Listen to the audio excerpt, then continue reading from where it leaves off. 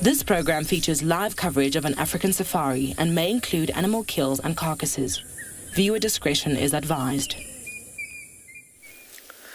Good morning and welcome to the dawn. Welcome to the morning here in the Sunrise Safari.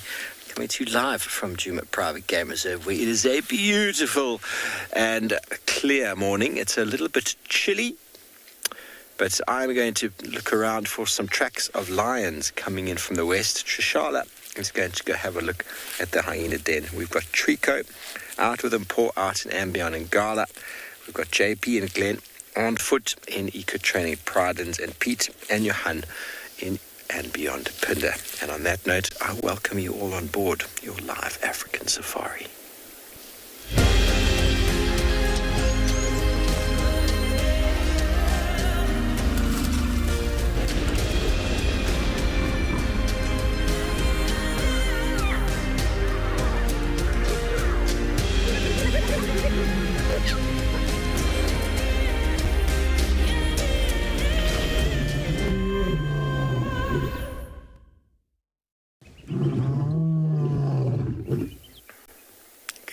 Good morning and welcome to another sunrise, everybody. The start of another day, a beautiful day here in the woodlands of Juma. How truly blessed are we to wake with the dawn, wake with the sun and the sunrise and the sunset. Hello everybody, my name is Steve, joined this morning by Darren. And as always, we are very excited to have you with us on board. And your questions and comments are incredibly valuable, important to us. And so please do send them through using the hashtag WildEarth on Twitter. Throw them in on the YouTube chat stream. Alternatively, go to the website and them on the live safari page, or send them through kids questions at wildearth.tv. And on that note, I'm just going to allow you to just enjoy a little bit of silence with the rising of the sun.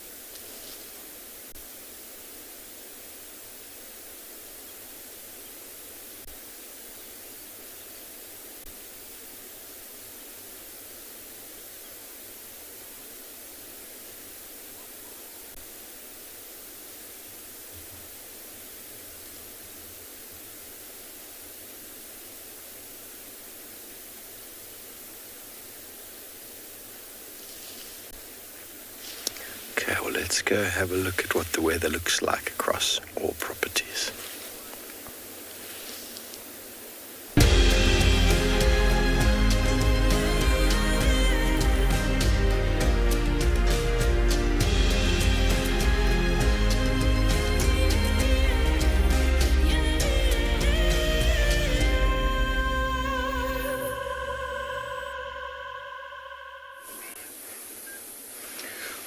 Good morning, everybody, and welcome to and Beyond Ngala.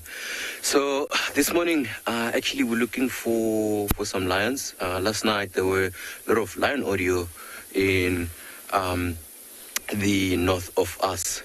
So my name is Trika, and behind the camera, I have Mpo with me.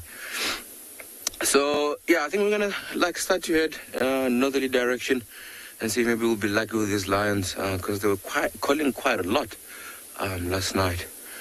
So let's see if maybe we'll be lucky. And also, just talking about lions, as we're driving now, just came across some tracks of a leopard. Just want to see if maybe I can get to show you guys. And these tracks looks like are from last night. Doesn't look very fresh. There's already some birds that have already walked on top of it, like some doves.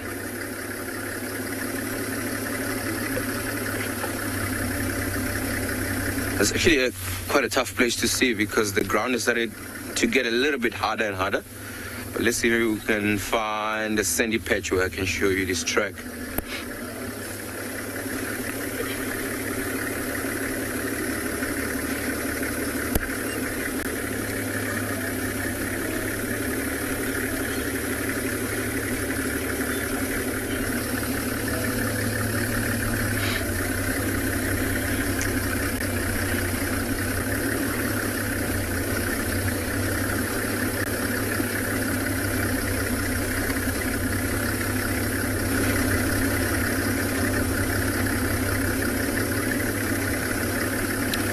I'm just looking as well. Looks like she might have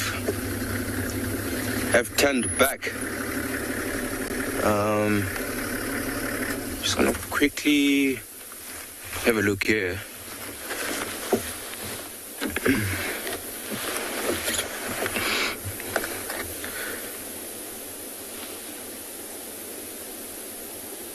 Because the tracks that we had earlier on, she was actually heading that way, and now. Just looking here, just a tiny bit of the tracks because this ground is actually a little bit harder.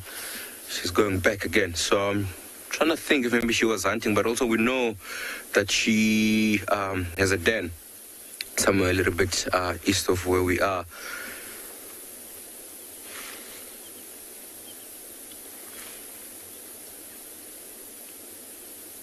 All right, I think I'm going to just turn around and see maybe where she has cut off. But also, on the eastern side of us, there's a very big clearing. And we know that some of, certain species of antelopes like that area. Like your impalas, they'll be in these open areas because it's much safer for them. They can see danger from afar. So these are the areas where the leopard could go. And hoping to catch some impalas.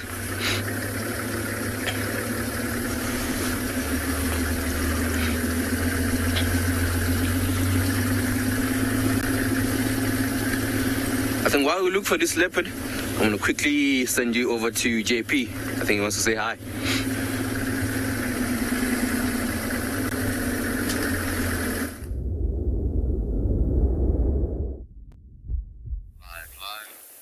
Good morning and welcome to WildEarth. We're live on Bushwalk at Eco Training Pridelands and just stumbled upon these giraffes. It's still very early in the morning, the sun has just popped up and they're already busy feeding. So a giraffe is generally quite busy and they spend up to most of their day, up to some 20-21 hours a day, but they're all consecutively feeding. We're just going to sit over here for a short while and watch them And meanwhile, my name is JP LaRue, and behind the camera we've got Glenn. I'm just going to pan back straight towards them and look at what they're getting up to. It's actually quite special to see how they're busy feeding at the moment. And what I would like to point out is how they are using their tongues to actually strip the leaves off these thorny plants.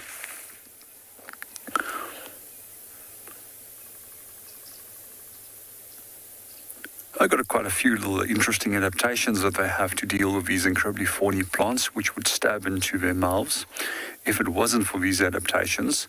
And one of them is a very unique type of saliva that just deflects the thorns straight off the tongue and prevent them from stabbing into the tongue. The other is that thick leathery lip. And thirdly, every lady's envy is those beautiful eyelashes, which is also there to protect them against thorns.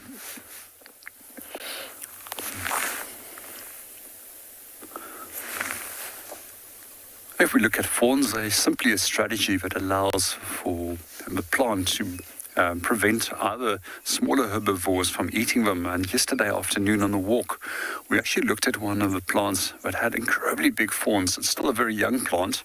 However, the older plants tend to invest less energy in producing thorns. We also see that a lot of the plants over here have quite severe toxins which they can use in their favor.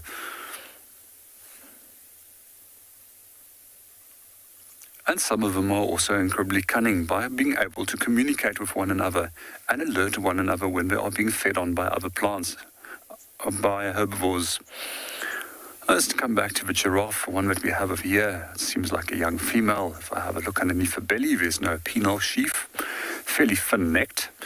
And then so if we look at the top of those little ossicones, the horn-like structures that we see on top of the head, they seem to have little brush-like tips, unlike the males or older males that actually have bold tips, for those of you that don't know how to separate male from female. What I do find quite fascinating is that the females also tend to be a little bit more picky when it comes to feeding compared to the bulls. And they'll spend a lot more time choosing higher protein rich foods compared to the males that simply feed, get themselves full, and then go and look around for ladies as well as other bulls to fight with. So quite often we do see the males fighting for access to females. And if I start looking carefully through the bush, although I don't think the camera will pick it up because of the light, there's at least 6 or 7 giraffe that's around here on the plains. There's also a number of Impala that sneaked in. We'll hopefully get a view of them in the next moment or two as well.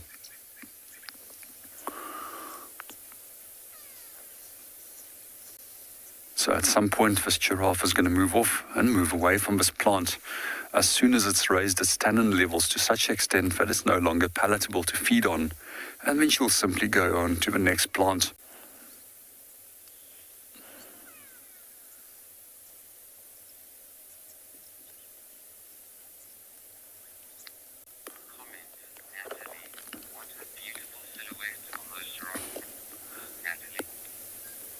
Good morning, Natalie, and welcome to the show. It's definitely my highlight of the day is to see these beautiful animals, especially with the sunrise directly behind it.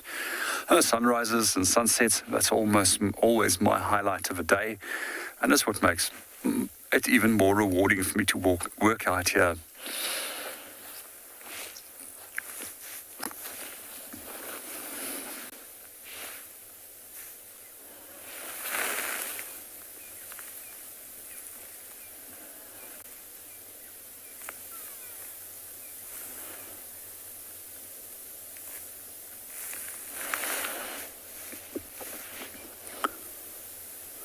To give everyone a rundown on our plans for the day, we're going to start, say, over here at Impala Plains. We can still watch these giraffe for a bit, so see if we can get a view of the Impalas, and then from there on we're going to start walking off towards the drainage line that's a little bit further to the south of us, and see if we can locate on any tracks of either buffalo or leopard or lion that we heard last night.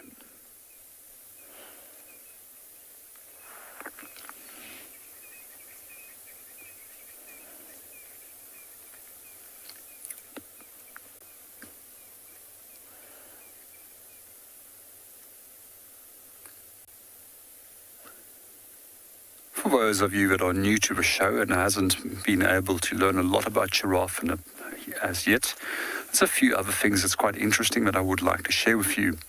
One of the things that we think always is that their necks are incredibly long, and we thought that it always used to be that they evolved these long necks for feeding. However, they evolved long necks to actually push one another over.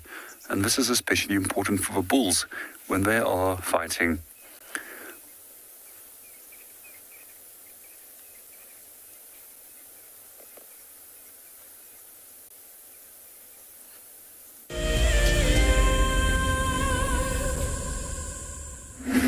When on safari, there's nothing better than an evening spent under the stars chatting around a fire, with the sounds of the wild all around you.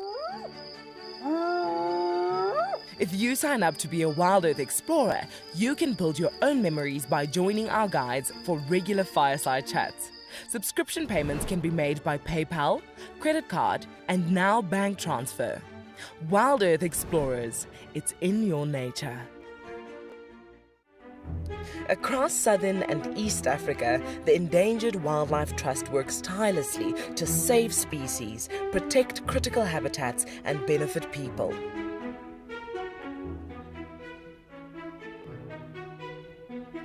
Join the EWT in returning wildlife to the wild.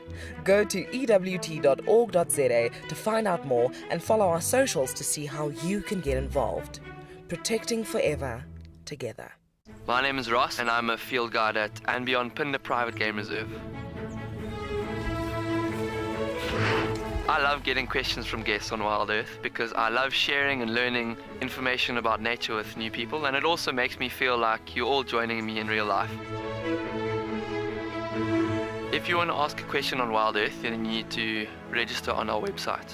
Once registered, go to our live safari page and submit your question below our live feed. Hello, boy. You are a monster. And he's coming right up to us. Hello, boy. Oh, settle down. Settle down. He is very, very close. He's pushing his trunk against the car. You can feel the car moving. Hey, hey, hey, hey. Stop that. Expect the unexpected here on WildEarth Daily. What fascinates me most about the animal circle of life is the intricacies between the large and the very, very small. I mean, it's very easy to go out there and find the large. Once you found the large, the cascading effect down to the small absolutely fascinates me. Alertness and situation awareness is by far the number one aspect for protecting ourselves out on safari. Catch up with the guides daily here on WildEarth.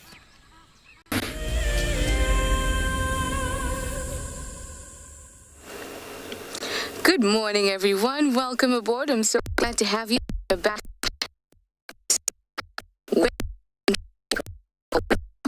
I've done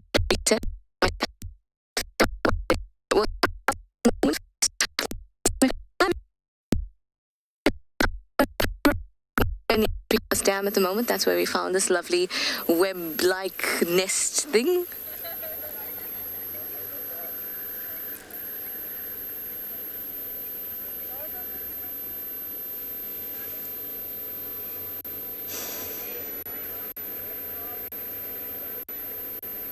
Sorry guys, I think that you lost me for a second there, but I'm not sure where exactly. But I hope that you can see we're back at this web structure that we saw yesterday.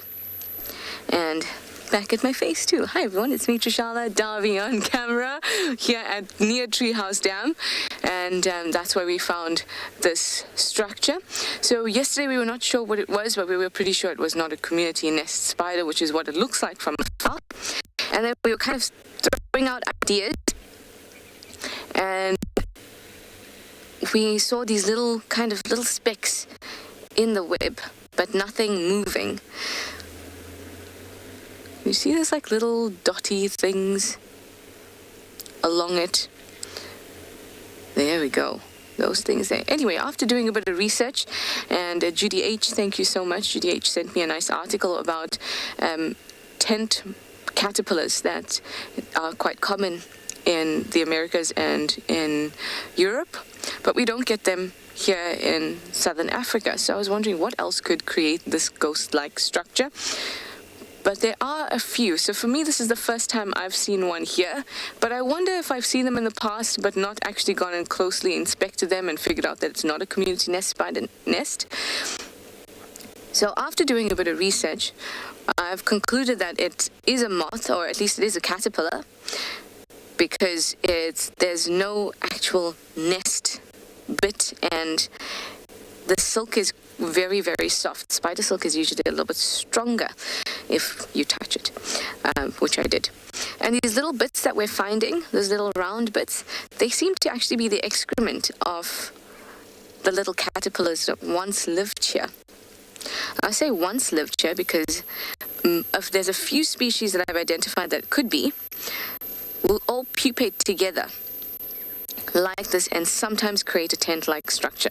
One of those are processionary moths, but it's not, they don't do it in such a like a haphazard way. It's almost purse-like, but it's a very similar looking thing. It's just purse-like, so it's a little bit more, it's got a little bit more structure. But you can see here, these are very cloudy, nebulous, not too much structure. Now the other moth that could do some, so processionary moths we get here. The other moth that could do that are hairy eaglet moths, but you don't usually see them on this side, although it is possible, I suppose, that they'd be here, but they prefer areas where it's a wet summer, and here we don't have a wet summer. They prefer areas where we have a wet summer, and we do have a wetter summer, but they prefer especially the Western Cape for some reason, even though they don't have a very wet summer. So it could be those also. There's another one that I identified just very quickly, Jared. It was a different family of moths. It was gypsy moths. Those could also build these tent-like structures. Okay, anyway, that was just my explanation. Let me send you off to, I think it was Pinder, to say good morning.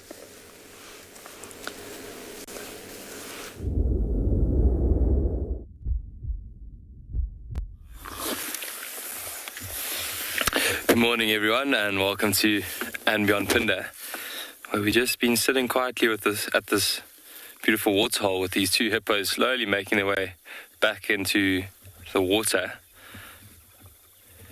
Since it's a little bit cooler and becoming winter now, they don't mind spending a little bit more time out grazing, and yeah, it's just quite awesome to see them moving back into the water at this time of the day. Usually by now you'd see them just resting. Oh, there was a little drop off.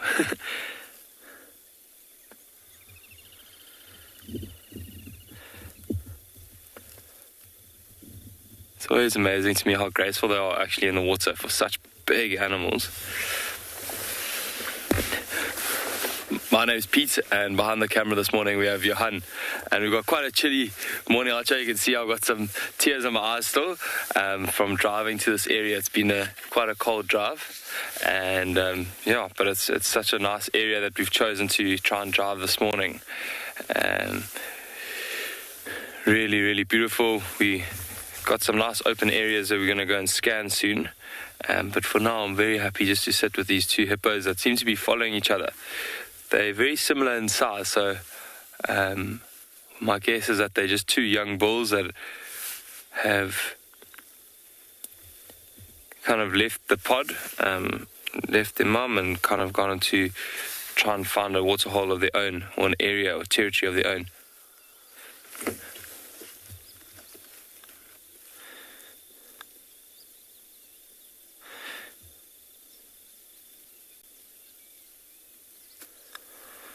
You can see there's a little bird behind them following close by, and that's a little grebe.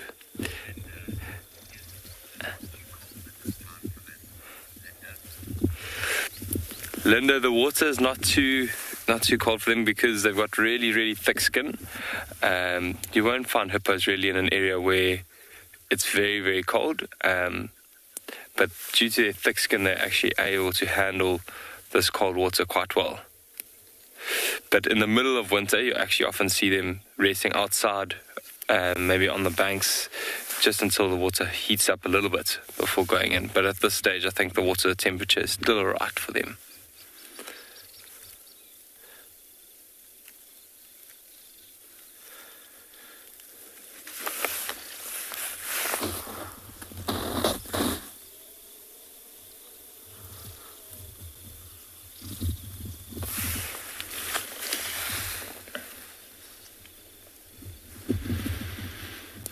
Quite interesting. You can see that they didn't move too far into the waterhole, and that's because it gets quite a bit deeper from where they are now. And hippos don't swim, I mean, they don't float too well. They can for short little times, but they usually just stand closer to the edge of the waterhole where they can stand quite well.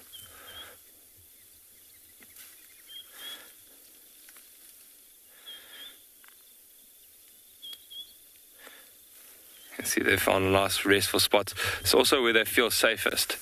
So whenever they feel like there might be a threat around, they prefer just to go into the water.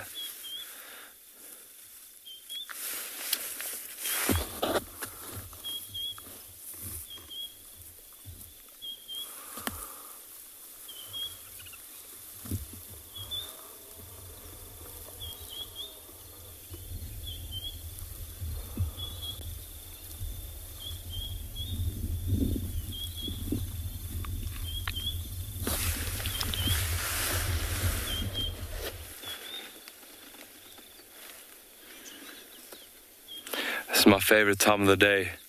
Oh, there's actually another hippo. I'm going to move forward a little bit where we can get a bit of a better view.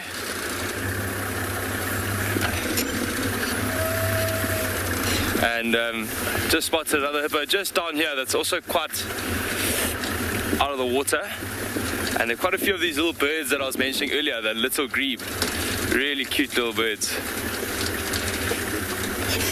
All right. Here you go. Yeah.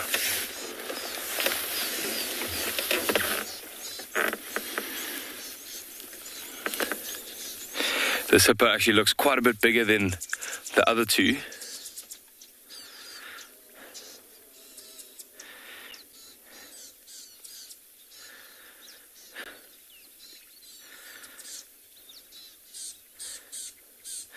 Interesting to see how they've kind of separated themselves. You can see, as Johan does the wide angle there, how beautiful the sky looks this morning. Really, really pretty with the silhouettes of those mountains in the background. Really such an awesome area. It's probably my favorite area on Phinda.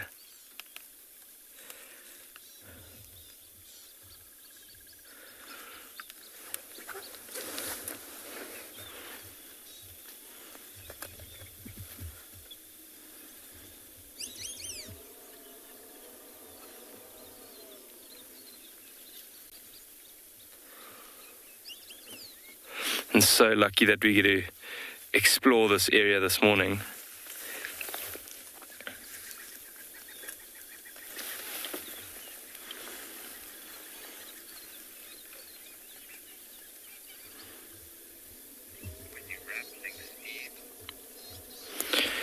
So a little bit earlier, Johan and I actually heard some monkeys alarm calling, so we're going to go and see if they were alarming at anything, but we're going to send you off to Steve in the meanwhile, and I'm sure we'll see you in a bit.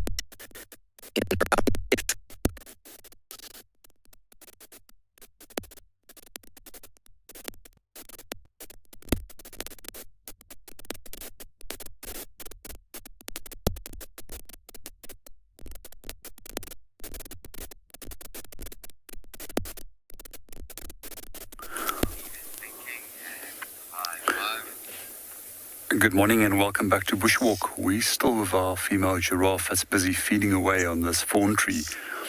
She's just so relaxed and it's such a beautiful moment that we just decided to stay a little bit longer and watch her. I've never actually had a giraffe that is so incredibly relaxed that it's happy to move up to a few meters away from us. She's probably got to that point now where that tree has raised its tannin levels to such a point that it's no longer tasty. I think she's going to go and look for somewhere else to go and feed. Let's see where she goes. There's a whole number of giraffe, as mentioned earlier. She's also been joined by a few oxpeckers, which wasn't with her earlier. And for those of you that haven't met oxpeckers yet, they're a bird species that quite often will be on the back of large herbivores. Anything from the size of an Impala actually up to giraffe. We don't ever find them on elephants. I've once watched them trying to land on an elephant and they almost got swatted. And then one of the other animals that don't really like them is waterbuck. They very quickly tend to chase them off or run underneath vegetation if they go and land on them. These birds actually do quite a healthy little task for them in some ways by actually removing ticks off their coats. They also love to indulge in a little bit of earwax every now and then, as well as scabs. So they've got a bit of an odd diet. One of the very few bird species other than honey guides that can actually digest wax in any way. What we also find is that they do alert the animals of potential threats as well. Sometimes they're a bit of annoyance as well. They tend to open up wounds, especially where there was an injury, and flies often lay their eggs inside there, and then they will pick out those maggots and then allowing the fly again the opportunity to come lay the eggs inside it, which can obviously take a little bit longer then to heal, and in the case of those wounds.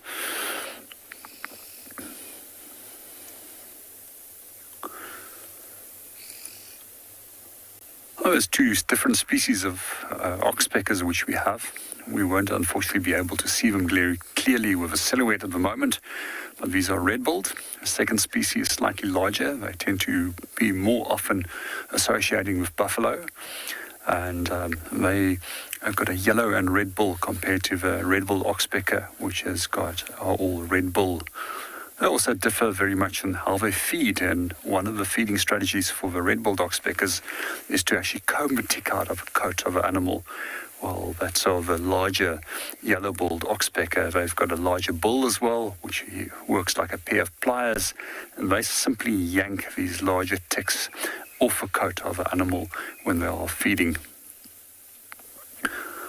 What not a lot of people know is that oxpeckers were almost extinct in South Africa, and a large number of them over the years have been poisoned due to tick-based dips that was generally used in cattle, and those toxins unfortunately killed the oxpeckers off. And a lot of farmers over the last few decades have actually stopped using these dips, and they've started opting for a more friendly dip that actually doesn't affect the oxpeckers. And in some cases, even some cattle farmers said that they use no dips and they entirely rely on the use of oxpeckers to remove their parasites from them. So when their numbers dwindled, there was also a number of breeding experiments which was done. Their numbers were successfully bred back, and they were released back into the wild. Originally, one of the few places where I would see yellow-billed oxpeckers up to some 20 years ago was up in the northern parts of Kruger National Park, and progressively over the last few years, from 2008 onwards, I started seeing them as far down south as Numbi, and very recently I've also seen them even in the far south of the Kruger National Park, close by to Komatipoort area. We're going to move on, and in the meanwhile we're going to hand you over to the others and see what they've got there at the waterhole.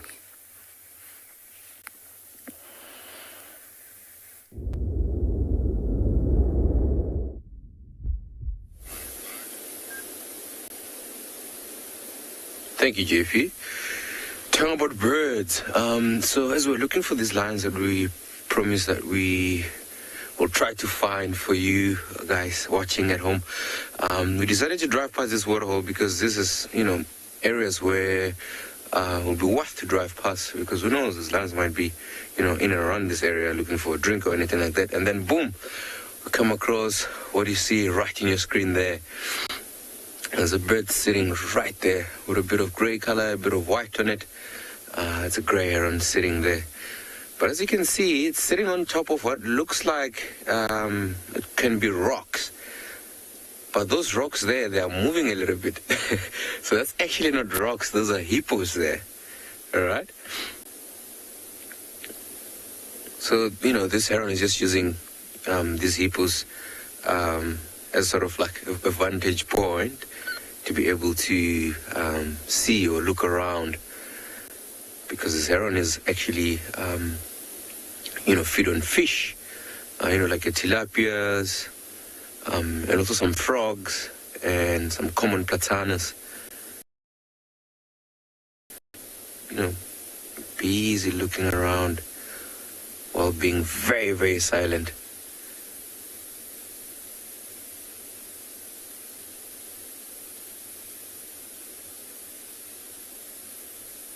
And also like that reflection of it in the water.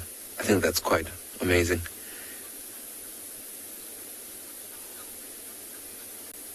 There's some birds calling in the background, Egyptian goose.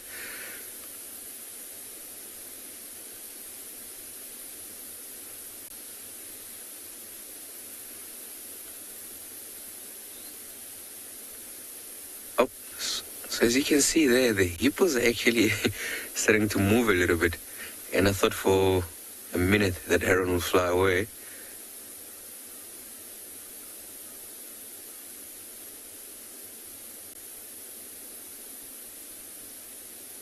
But I mean, if you're a bird like that, you need a lot of patience, especially hunting for fish and frogs as well. So this bird is actually a master when it comes to being patient. It'll sit there for, an hour or half an hour, or even longer than that, just waiting for any prey or fish to swim quite close to the surface. It'll actually use its beak or bill as a spear.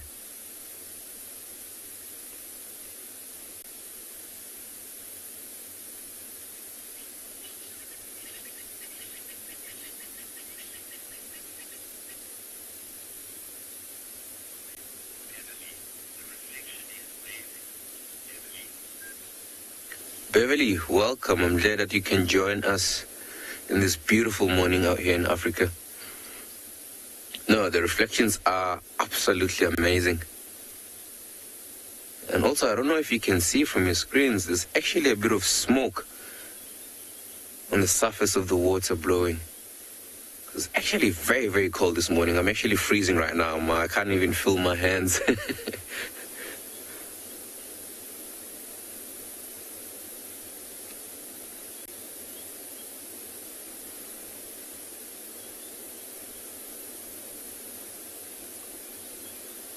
And also these hippos there, looks like they, taking a little bit of a nap or a bit of sleep. Because I would have imagined they've just come back into this waterhole early this morning, just before the sun comes up.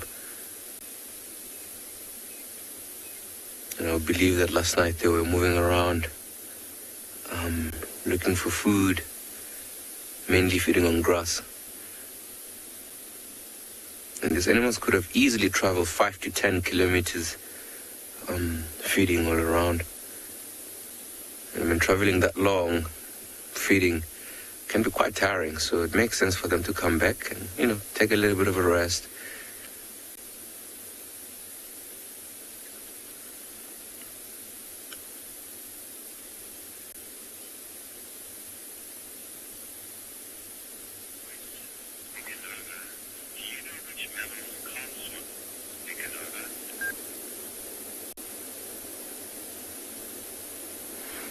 Nicanova, do I know of any mammals that can't swim. So actually that animal that you're looking at right now, which is a hippo, they actually cannot swim. You know, they're not great swimmers. They're basically just walking under the water.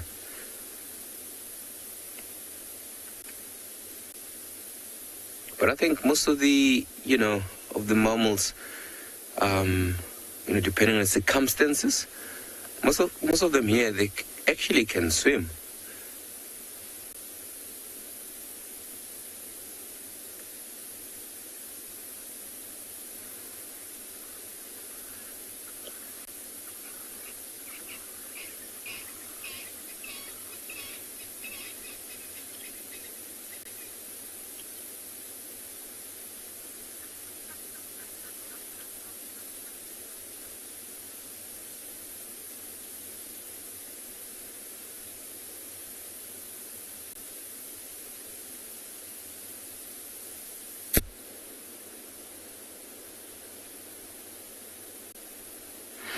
Yeah, I think let's wait a little bit more and see if maybe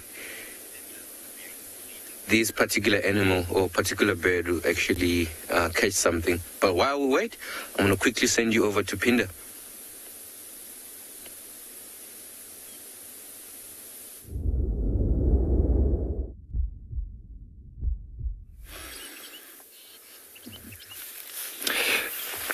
Welcome back, everyone. We've just got quite a beautiful scene. Johan was saying it actually looks like a painting with this beautiful fever tree, and it's only actually fever tree in this area, and this lone wildebeest just standing underneath it. See him just enjoying the morning sun, looking right into it.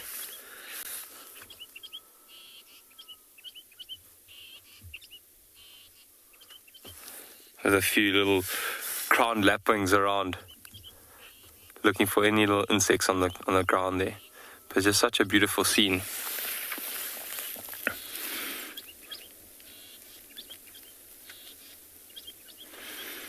You can see he's quite vigilant, so this is where we actually heard those monkeys alarm calling, and we heard some impala going as well. Unfortunately, there are no roads close to where we heard that. But we've just been sitting here scanning for a little while. But this wildebeest seems to be staring in the exact same direction. And that's one of the amazing things about the alarm calls, is it helps out all the other animals in the area. It's not just the monkeys that they're helping out. The monkeys will be letting all the other potential prey species know that there's a threat around. But that fever tree, if you look at it quite carefully, it's been rubbed on quite a few times. That waterhole that we're at is close by, and you can imagine a rhino or an elephant has gone and lay inside that waterhole, and then would have come here and rubbed off a bit of that mud to satisfy an itch. So you can actually see there's still a lot of mud on that tree. And some areas on the tree is actually smoothed out quite nicely.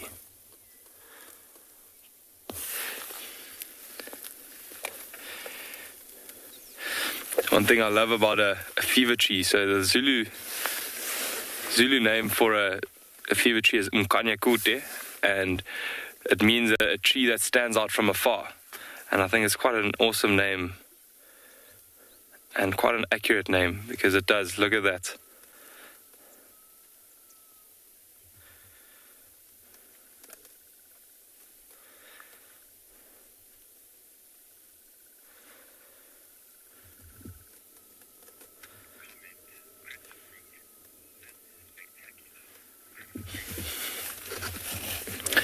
Thanks, Critter Freak. We're enjoying the scene as well. It's such a nice temperature. Johan and I have our big jerseys on, but it's just so lovely sitting here and listening to the birds calling this morning.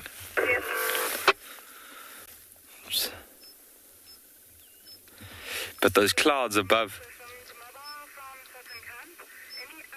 are also making the scene quite beautiful. These almost stripes, yeah, and you can see the sun just coming up nicely now.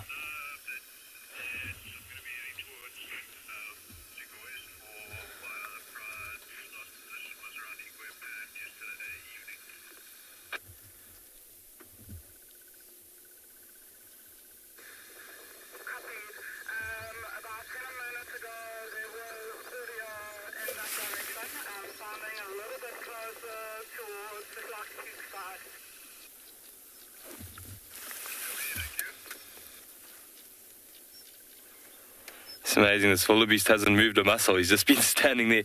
This is probably the spot where he would have spent the night. Nice sandy spot. Just relaxing here.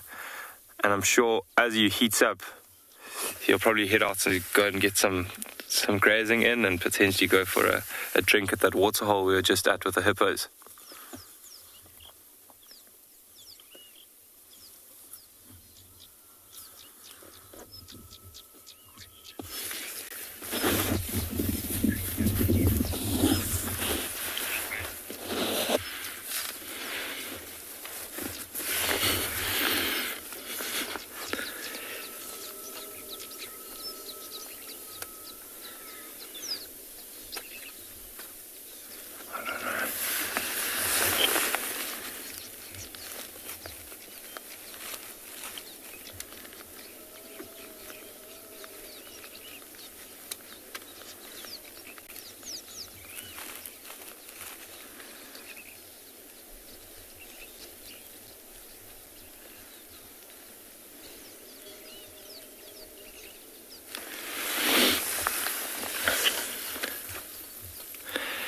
So Ingrid, back to your question. Sorry, I was just heard something in the background.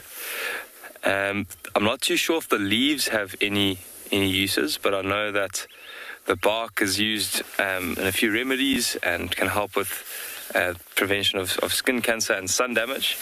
So they rub it on, and it's got a nice sap that comes out that you can also use traditionally to make different medicines for various reasons.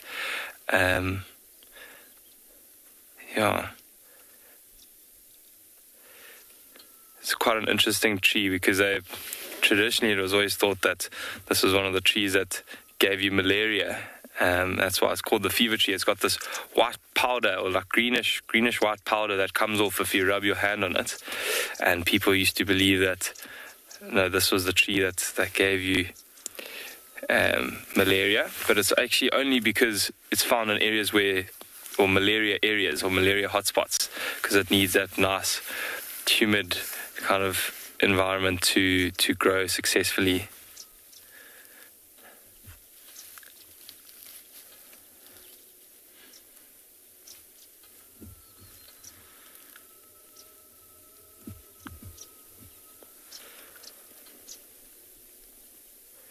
You can see that the wildebeest now just slowly starting to chew a bit of his cud.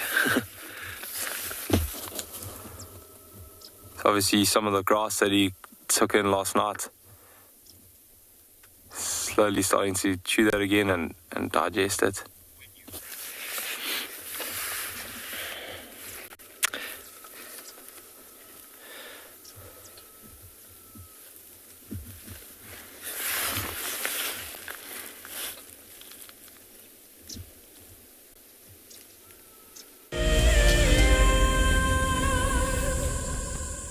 Helping kids to fall in love with nature is critical.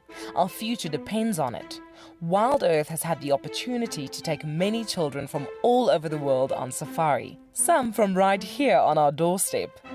Welcome to those of you watching from Hananani Primary School, just outside Dixie Village. They love learning about nature because now we're having like a crisis of like rhino poaching. We all need each other, so it is very, very important for the kids to learn about animals, on how to save them or even to protect them. My favorite animal is an elephant because they are very cute, although they're eating the trees or the plants, but they are still very cute to me. The way they explained the animals, asking questions, and we saw our names on the screen, it was so exciting.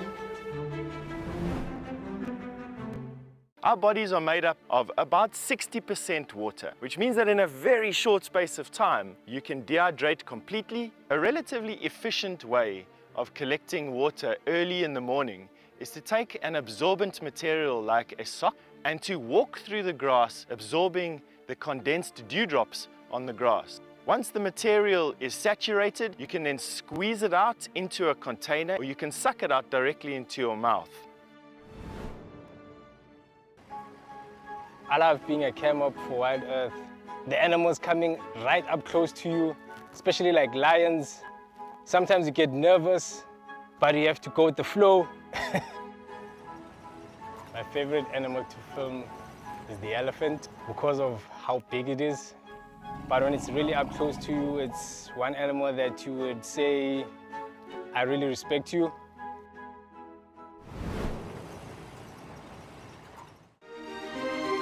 Guys, just watch what's happening. See, watch the elephant, watch the lions. See, the first ones to run are the cubs. Can you see them? They are right here. I'm not sure how scared you were, but I was quite nervous. But absolutely incredible. Expect the unexpected here on Wild Earth daily.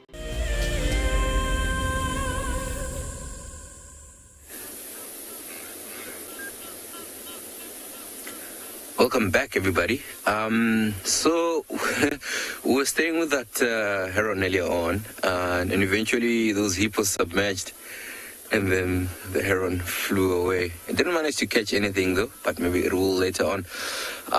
But yeah, as you can see right in front of your screens, you can see there's a bird sitting right up on top of the Termite mound there. And if you look at the color of the bill of that bird, oh, just flew off.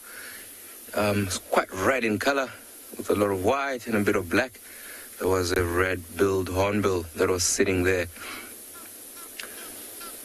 So what that bird was doing there was actually just waiting for, termites to show up so that it can feed on them. And if you look right below that termite mound, you can actually see there's a bit of white patches, almost looks like white paint there.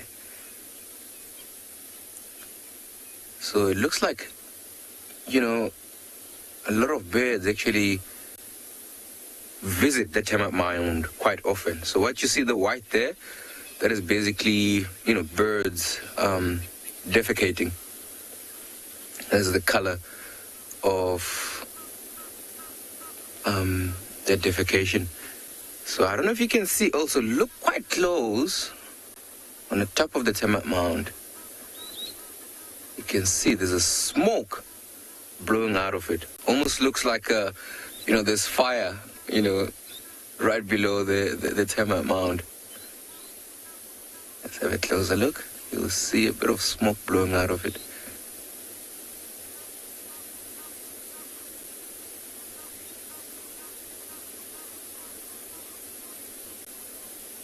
Can you see that? This is quite amazing.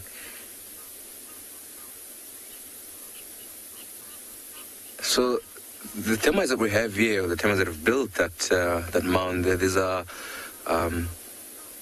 fungus-growing termites. And they keep the temperature right inside the termite mound about 30 to 35 degrees Celsius. So right inside the termite mound, it's very warm, which is why you can see the smoke blowing out of it.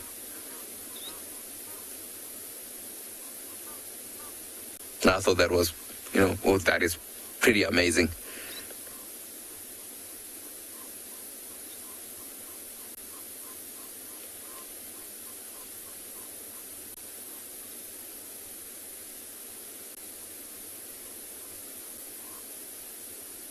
Awesome. So, yeah,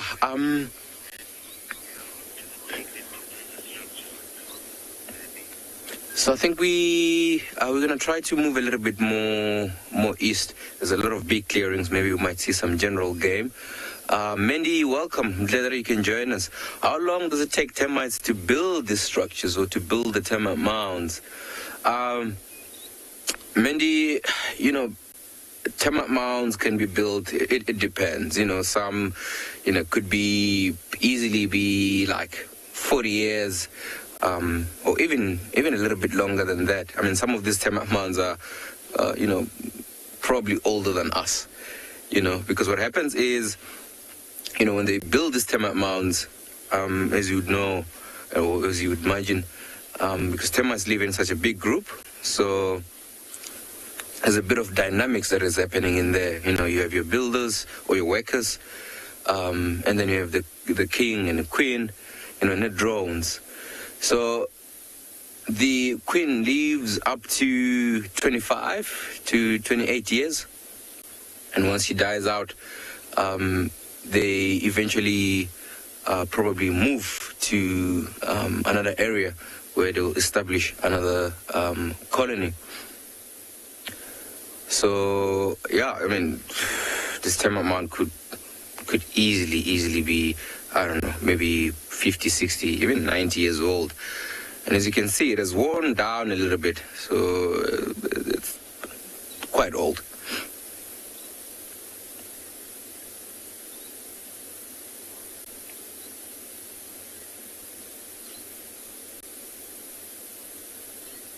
But for now, yeah, I think let's try to head into that area of the east. And you know, as I said, with those lions that we had earlier on, those areas will be worth to go have a look.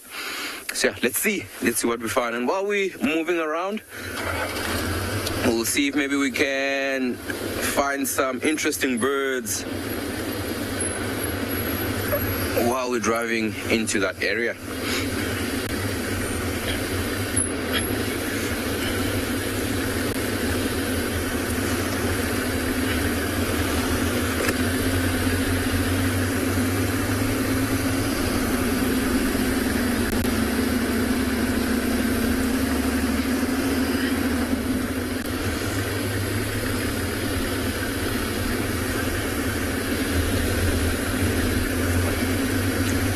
To have a little bit of sun. Starting to get a little bit warm because it's been very, very cold. Actually, there's something here that I want to show you quickly. Let me go slightly backwards.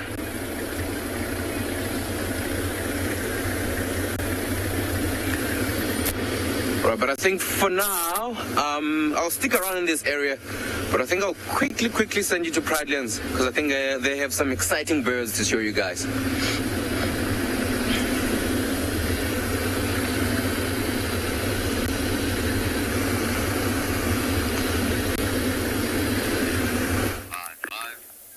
Good morning and welcome back to Bushwalk. Still quite chilly out here, and we're all dressed in layers. We're busy watching the birds. Well, they've got their own unique little layer that they're dressed in, and that is feathers. And feathers is what makes birds quite unique, and this provides them with all the insulation that they need. But it also, interestingly, if we look at feathers, it's one of the defining characteristics which sets them apart from all other mammals. Some of you might know that birds have actually originated from reptilian ancestors. And what they did find is that some of these reptilian ancestors or dinosaur-like ancestors that they had actually started developing feathers. It would also actually not make sense for a reptile to have feathers. And it suggested that there was a move from being endothermic, where you had to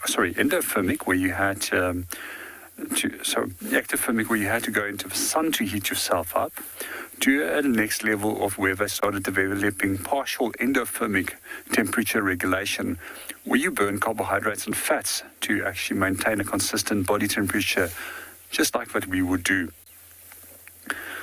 Well, eventually that is what has allowed them to be a very successful species. It's able to allow them to occupy a wide range of different habitats and different continents. And today we've almost got some 10,000 different species of birds, each with their own unique little feather dress. Birds that we are seeing over here at the moment are predominantly hornbills, and also a few other smaller species that are hopping in between. They'll probably get active very soon and start looking for a meal to forage. But in the meanwhile, just like the birds, I'm going to also enjoy a little bit of sunshine to increase my body temperature.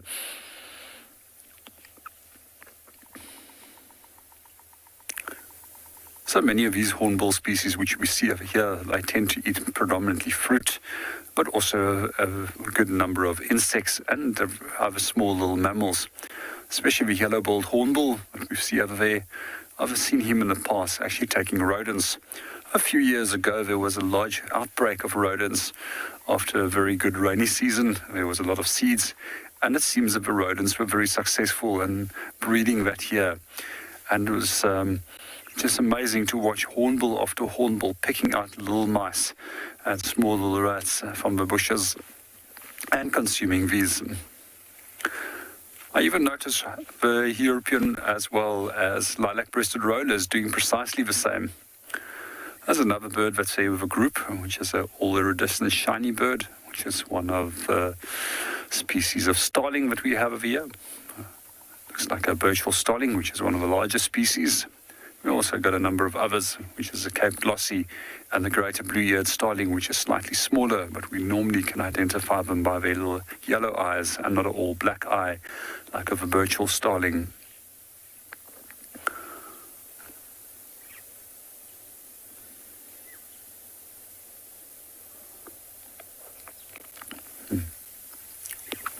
Seem that they are all becoming a little bit more active now and starting to forage.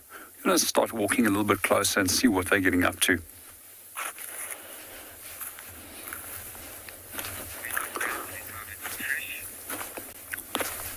As we go closer, we're just going to hand you over to Trish in the meanwhile and see what she has.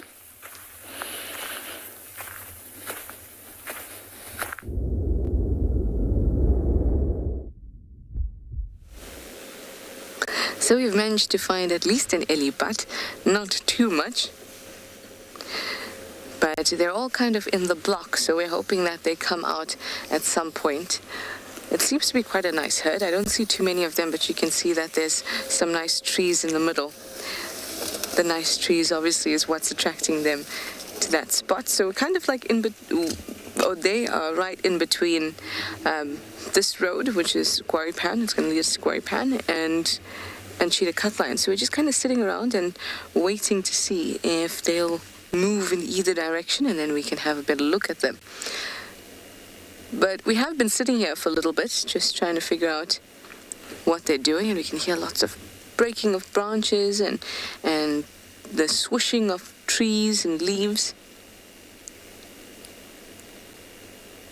But this is the first one to pop out and actually look at us, or not even yet, but almost look at us. We've got an ear now. We could very soon have a trunk.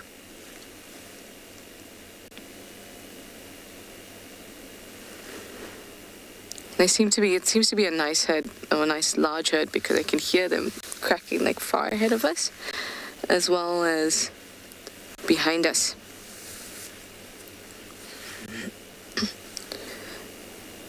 I really want to sit with them for a while because I've been hoping for some elephants this morning.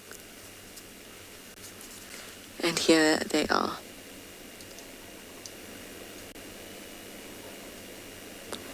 I think Cheetah Cutline might be a better bet because I can hear a vehicle starting up on that side. So I would think that they stopped to see the elephants. So we'll swing around in a bit and check the view out from that side. Either way, we know where they are. It's not as if they're in a big rush. Are they ever, really? They're always really calm. Hi, Lizzie. You'd like to know if all grey-skinned mammals have wrinkly skin? No. I mean, the only other grey-skinned mammal as opposed to thick-skinned, the only other grey-skinned one is a rhino. And theirs is not wrinkly as much as it's got this, it's patterned. It's got less like embossed, but it sounds like a weird way to describe the skin. But it's not wrinkly like an elephant's is. The whole purpose of having this wrinkly skin for an elephant is that these wrinkles can capture moisture, keep them in those wrinkles, so it assists with keeping them cool. And also, because they're such large animals, it increases the surface area to have these wrinkles, which means that when they're swimming and things like that, they have a larger surface for evaporative cooling to work off. And all of those adaptations are a result of their super large size, largest land mammal. Whereas other mammals that may have gray skin are not the largest.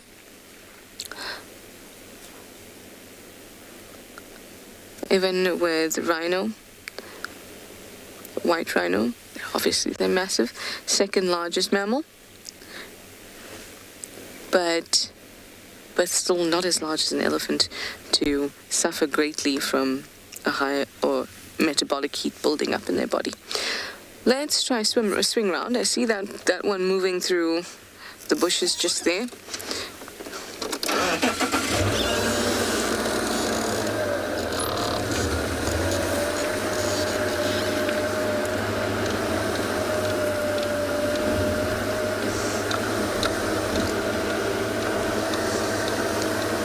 The skin of an elephant, actually, in the context of mammals, is very different to most.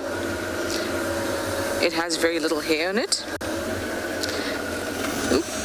Okay, we'll swing around and get a nice view. They have very little hair on it, and they have these wrinkles. It's a very cool skin, and it keeps them cool. Anyway, let me now go around and try and catch up with them. I'll send you over to Pinda.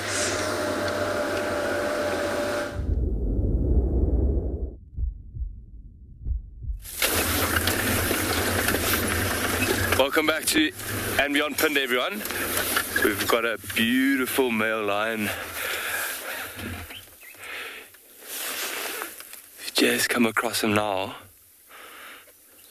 and we actually heard him roaring, and that's how we managed to find him. You can see how he's just stopping and scanning, trying to carry on. It is quite rocky here. Let's just stick with him. Seems to be looking down. We know that the pride was in this area last night.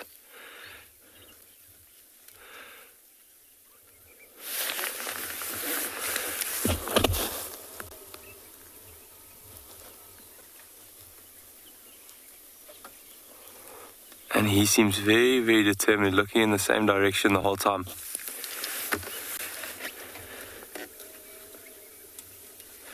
And he seems to be on quite a mission, so not really. He'll look around for a while and then he carries on going. The tree he's walking up towards now. Sorry if the camera keeps on moving around. We're driving on quite a bumpy section here. So I've got to concentrate a little bit to try and stick with him.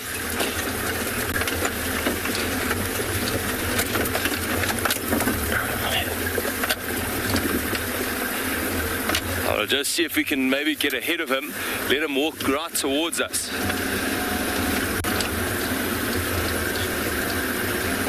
Really, really awesome to see this male lion in the area.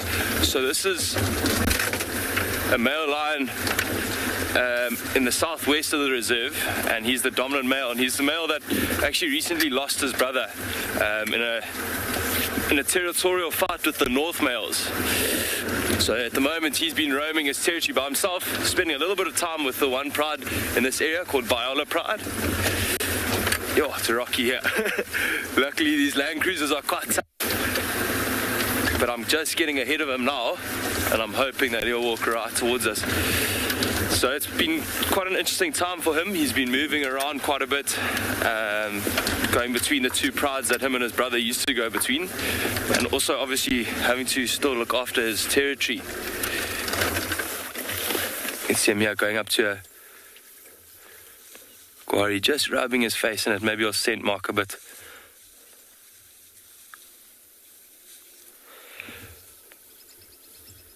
Beautiful.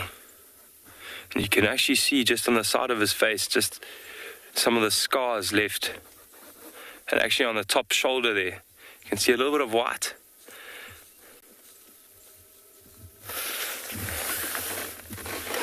So I'll try and duck out the way there.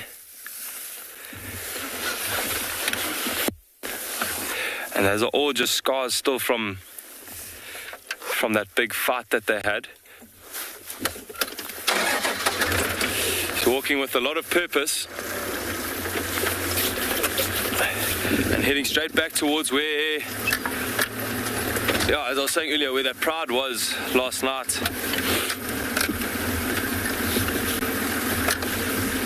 I was saying to Johan earlier, when him and his brother came into dominance, there was another male lion in this area.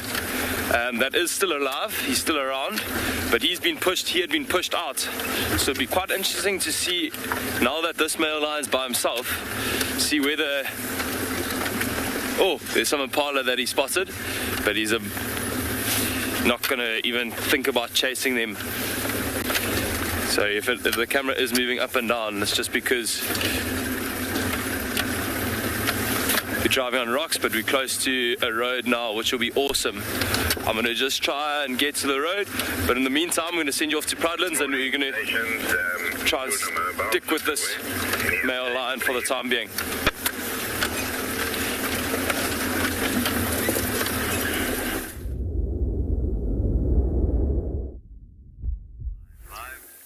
Good morning and welcome back to Bushwalk. We've just found some tracks of some of the game birds over here, as well as some droppings that's been created by them. There's most likely a small little crested francolin that's walked over here. But to come back to this little dropping, quite often when we do see the droppings, they oxidize into a white coloration. But in this case, it's all black in color. And this is typical when they are eating large amount of insects, especially ticks. One of the things that I find particularly interesting is that guinea fowls in the last few years has been used as biological control agents in the United States. And what they've done is they've imported these birds and they've released them in areas where there's high Lyme's disease outbreaks, as the guinea fowls actually have a preference for feeding on the ticks above grain. Seeing that it's got a higher protein yield, which is a more rewarding meal for them to feed on. So quite often, instead of using pesticides, things like biological control agents is a far better way of dealing with a lot of the problems that we actually have created as humans. So if I have a look over here on the track again, we typically see that there's 1, 2, 3 toes pointing forward, and then a very short toe coming towards the back. Although guinea fowls and francolins and spur fowls are ground-dwelling birds, we often find that they will roost in trees, and that's why they have still got a hind toe compared to many ground-dwelling species that has lost the hind toe. And this is to support them when they are up in a tree, that they don't fall over. It just makes perching so much easier.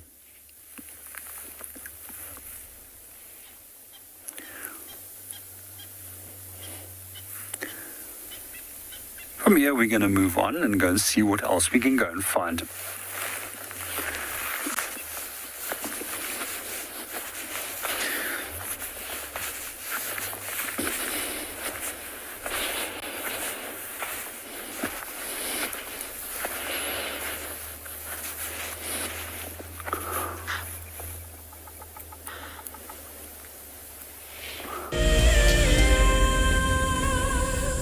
Do you dream of an African holiday in unparalleled luxury?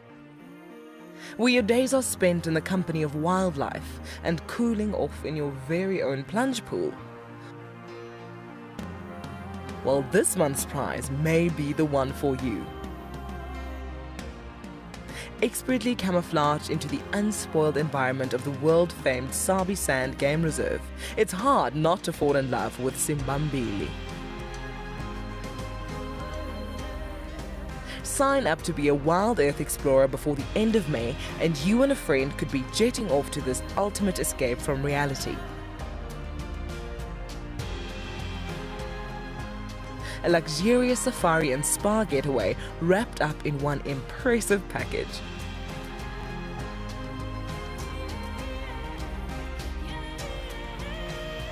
WildEarth Explorers, it's in your nature. Take 27. I'm Carol from Chicago, USA. This is me 5 years ago. No music, no editing, real time. I was hooked. Thank you so much for that, WildEarth. I had lost my job, and I also lost one of my pets.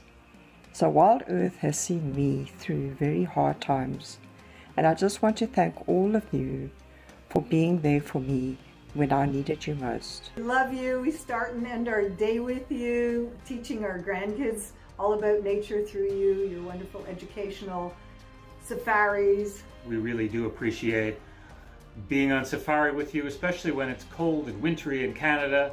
And considering we've been in lockdown for 18 months here in Saudi and have not been able to fly back to South Africa, I want to thank you for bringing your safari back into my life every single day and night. I love it, love it, love it. My name is Lauren and I'm currently working in Djuma Private Game Reserve here in South Africa. I love answering your questions during the live safaris. It's my favorite part. It feels like you're on the vehicle with me and I'm able to teach you exactly what you want to know. If you want to ask a question on WildEarth, then you need to register on our website. Once registered, you must go to the live safari page and ask your question below the live feed.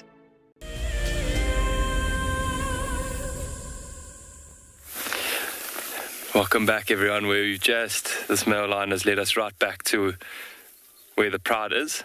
You can see just in the background there, the two of them, the male and a female, all kind of joining up now.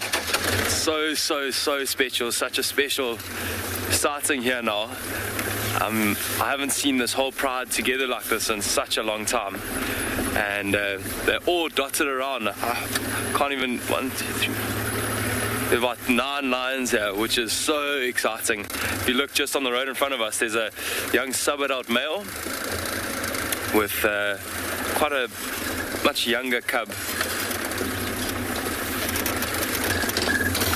Almost going for the ankle tap there.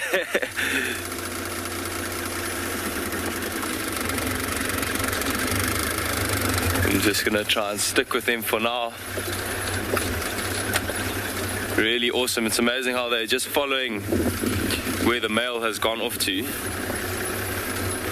can see he really is the leader of this pride, and now they've laid down just in a little patch of shade up ahead here, which is so awesome.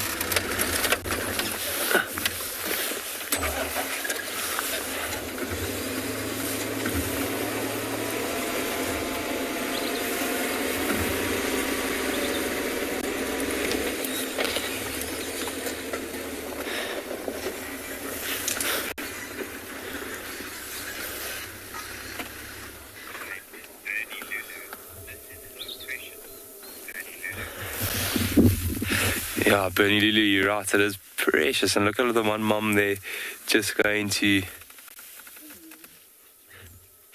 give a little bit of attention to one of her cubs as she moves off.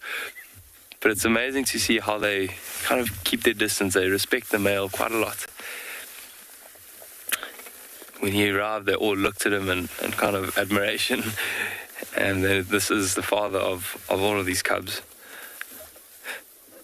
And especially while they're still young, he doesn't want them too close to him. You see the female maybe go and greet him a little bit now, but she's even quite cautious around him.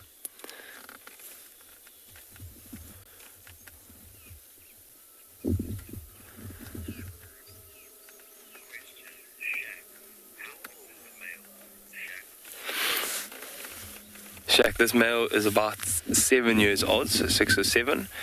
So he's in the prime of his life. You can see that beautiful dark mane, and as he was walking, you could also see that dark body that he has. He's really in his prime. And yeah, him and his brother were truly the kings of this area. And unfortunately, his brother being killed quite recently has changed the dynamics quite a bit in this area. So it'll be interesting to see, as I was saying earlier, whether he will stay the dominant male or whether that other male that was in this area, the south male, whether he will try and make a comeback.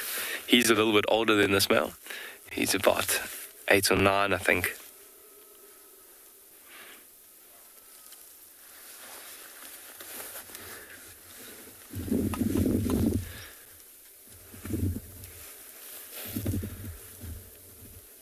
There's another lioness just joining from the left-hand side now.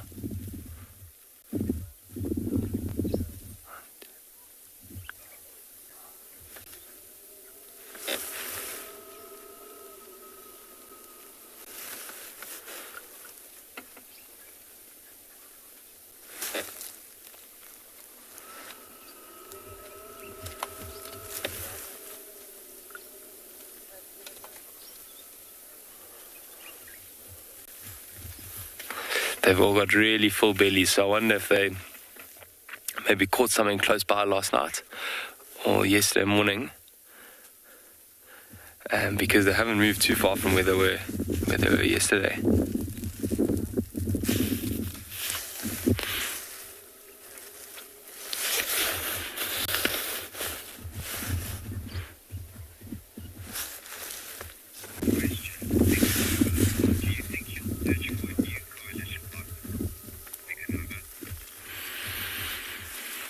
That's a good question, and I was actually thinking about it earlier, and what he would do if he came across that other male lion. And I think because he's been in charge of this area for so long, I don't know if he would try and look for another coalition partner. There's only one other male that he could join up with, really, in this area.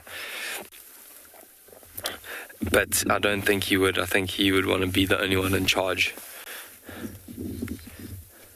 That usually happens when the male lions are a little bit younger, when they're nomadic and they're trying to find a territory of their own. But once they've got an established territory, they would probably not. They're more unlikely to join up with an unrelated male.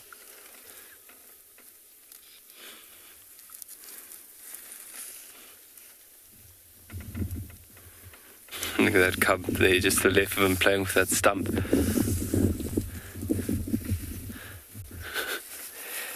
It's lovely watching cubs because they're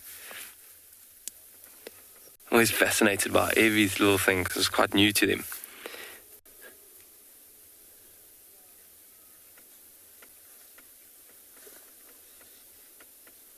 You can see the rest of the stick's actually close to Mom's face. I'm sure if the cub pushes it over, it's going to annoy Mom a little bit.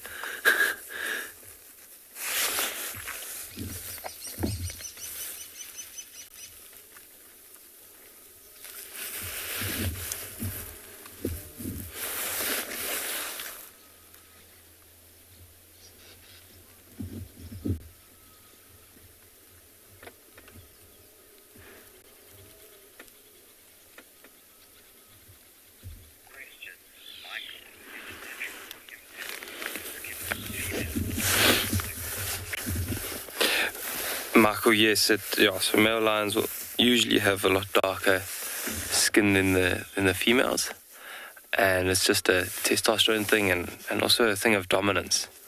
And usually the darker male just shows a lot more testosterone and potentially more dominance between the brothers as well. You could see they're both quite dark, and then one had a slightly blonder mane and the other one had a bit of a darker mane. And it doesn't mean that that's the rule, but quite often that the one that's a little bit darker is a little bit more dominant. But you can see his whole body, not only his mane, his whole body is a shade darker.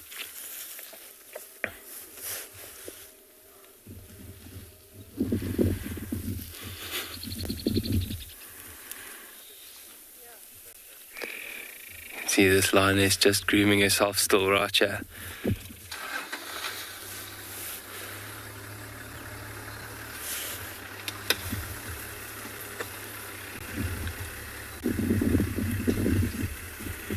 She's the only one left in the sun. The rest of them have kind of moved into the shade. So I wonder if after she's done grooming, if she'll also move towards the shade.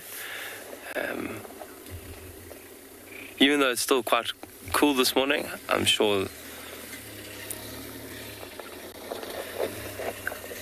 they're going to enjoy a bit of shade with their full bellies. They normally like to just rest and try and digest the food as well as they can.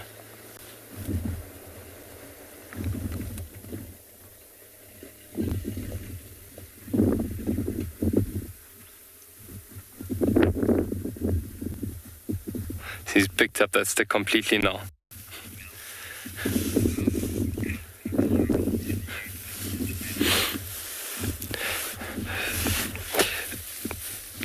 So Mel, the female cubs will be kind of in danger to other males up until the point where they sexually mature. So probably about 2.5 years. And then the male cubs are always going to be a threat. So they normally will leave mom after 2.5 years. and so then the males will never want them around. It's more the female cubs that they'll accept once they won't be cubs anymore when they are accepted.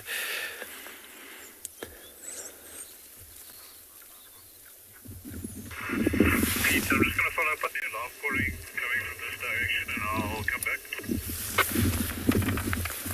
Copy.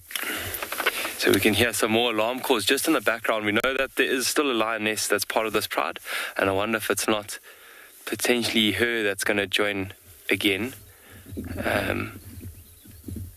Be quite interesting to see. You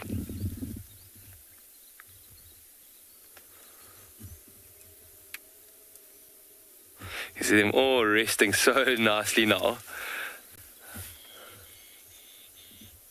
I wonder what that male was doing going down towards the waterhole, if he had possibly heard a noise or something and wanted to go and investigate what it was.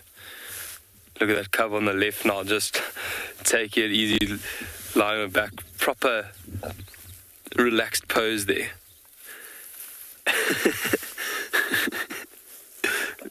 Looks like he might be lying on the beach catching a tan.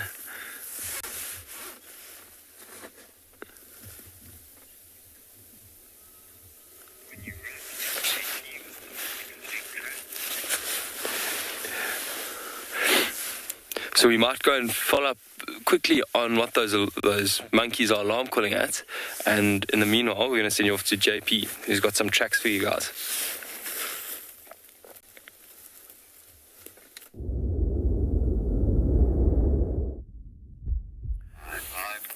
Good morning and welcome back to Bushwalk. It's a slow morning. We haven't seen a lot of other animals since we've left our giraffe an hour or so ago. But we're busy looking at trees, plants and tracks at the moment. And one of the field signs that we have found over here is belonging to Impala. And if we look over here, we've got a tiny Impala track over here. They're roughly 4.5–5 centimeters in length. They've got fairly sharp outer edges. And it's fairly easy to identify them because the tracks are normally all over the place.